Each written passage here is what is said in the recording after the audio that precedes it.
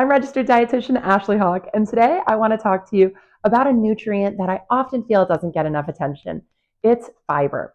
Did you know that fiber has so many benefits, ranging from long-term benefits like a lower risk of cardiovascular disease and an improved immune system, to some immediate benefits that you can start to see after eating a diet that's higher in fiber. Things like improved digestion, as well as staying fuller longer and having better hydration.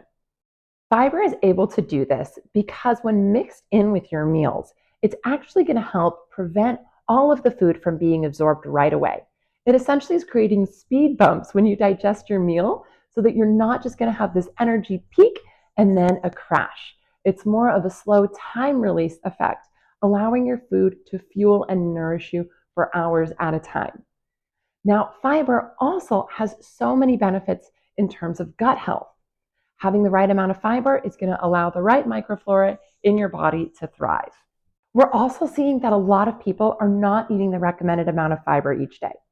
It's advised that people eat a minimum of 25 to 38 grams of fiber each day, and most are only getting around 15 grams. When you think of foods that are high in fiber, you should think of things like legumes, apples with the skins on, and chia seeds. Today, I want to show you two really simple recipes that are loaded with fiber, and your taste buds are also going to love them. Up first, we have these chia seed puddings. These are made with rolled oats, chia seed, and a plant-based milk. That's it. From there, you can customize it to your taste preferences.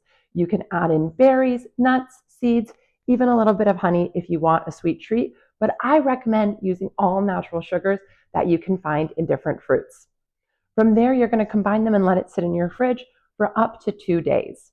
It's going to get nice and puffy, so you're going to have this delicious pudding consistency. From here, another meal that's perfect to fuel you with over half the amount of recommended fiber each day is going to be this quinoa lentil bowl. Here we're using the quinoa as a base, and then we're adding the lentils, which are just loaded with fiber. We've also added in some tofu so that we can get a great source of plant-based protein.